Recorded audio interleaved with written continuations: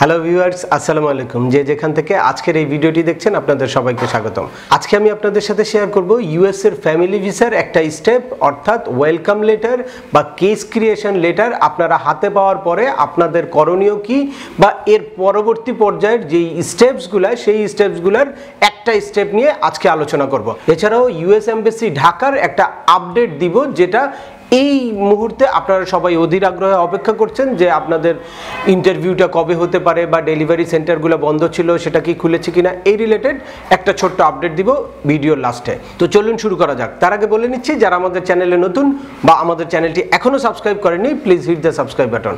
আর যারা already subscribe করেছেন তাদেরকে থ্যাঙ্কস এ লট।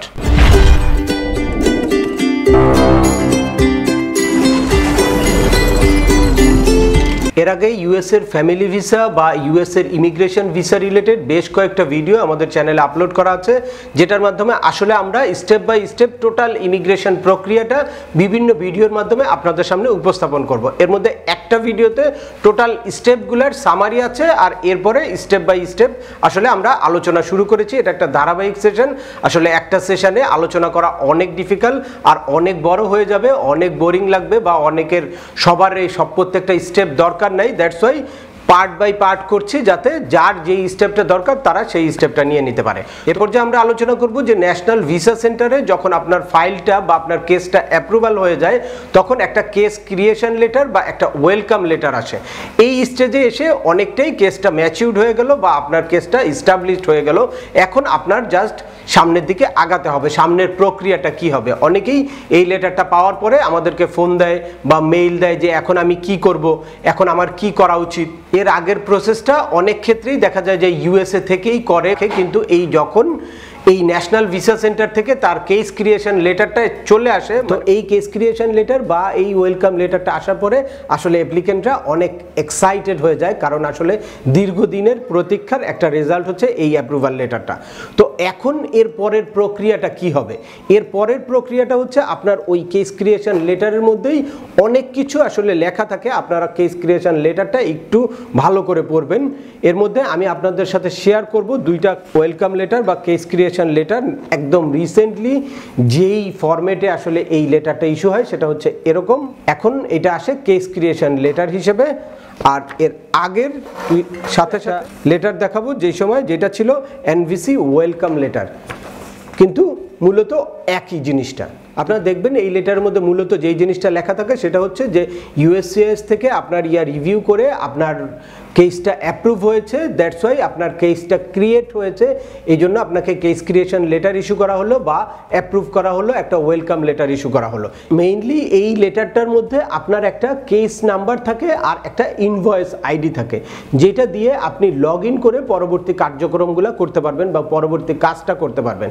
সেক্ষেত্রে আপনার অ্যাটর্নি এই কাজটা করতে পারবে, আপনার যে কোনো একটা রিপ্রেজেন্টেটিভ এই কাজটা করতে পারবে, আপনার যে পিটিশনার সে এই কাজটা করতে পারবে, অ্যাট দ্য সেম টাইম অ্যাপ্লিকেন্টও এই কাজটা করতে পারবে বা আপনার নমিনেটেড কোনো এজেন্ট যে কাউকে আপনি যখন এই ইনফরমেশনগুলো দিবেন তখন সে আপনার হয়ে কাজগুলো করতে পারবে। তো পরবর্তী প্রসেসিং শুরু করতে হলে প্রথমেই এখানে কি করতে হবে?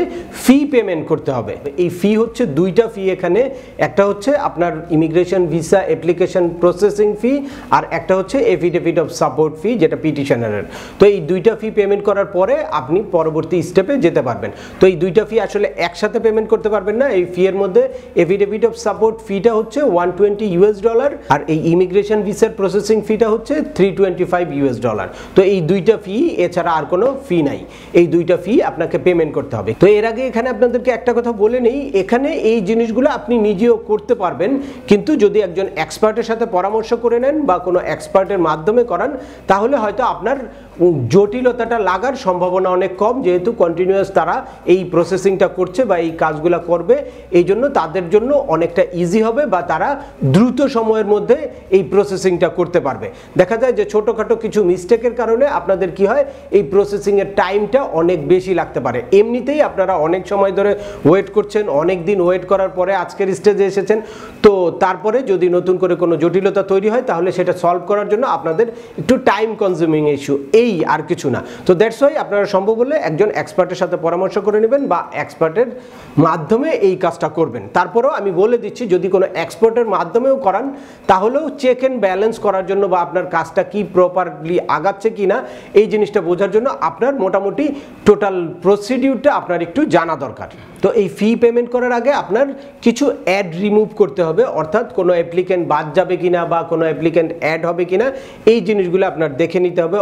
যে কোনো কারণে যে কোনো মেম্বার ফ্যামিলি মেম্বার অ্যাড করার থাকলে অ্যাড করে নিতে হবে, বা যদি রিমুভ করার থাকে তাহলে রিমুভ করে নিতে হবে। এরপরে ফাইনালি যেই অ্যাপ্লিকেন্টগুলো আসলে আপনারা ভিসার জন্য দাঁড়াতে চাচ্ছেন বা এলিজিবল, একদম ফাইনালি তাদের ফিটা আপনারা পেমেন্ট করবেন। তো এক্ষেত্রে আরও একটা জিনিস দেখার আছে, সেটা যদি কারো 21 অ্যাবাভ চাইল্ড হয় তো সেক্ষেত্রে সিএসপিএ ক্যালকুলেশন অনুযায়ী হয়েছে কিনা এই জিনিসটা আপনারা কনফার্ম হয়ে নিতে পারেন। তো এই ফি পেমেন্ট করতে গেলে আপনাকে কি করতে হবে, দুইটা স্টেপে এই ফিটা পেমেন্ট করতে হবে। প্রথমে এফিডেভিট অফ সাপোর্ট ফিটা পেমেন্ট করতে হবে, এরপরে ভিসা প্রসেসিংয়ের সবগুলা যতগুলা অ্যাপ্লিকেন্ট আছে প্রত্যেকের ফিটা আপনি একসাথে পেমেন্ট করতে পারবেন। এখন এই ফিটা কিভাবে আপনি পেমেন্ট করবেন, এই ফিটার জন্য অবশ্যই ইউএসএ বেসড একটা ব্যাংকের অ্যাকাউন্ট লাগবে, একটা ব্যাংকের অ্যাকাউন্ট নাম্বার এবং রাউটিং নাম্বার লাগবে, একটা ব্যাংকের ডিটেলস লাগবে।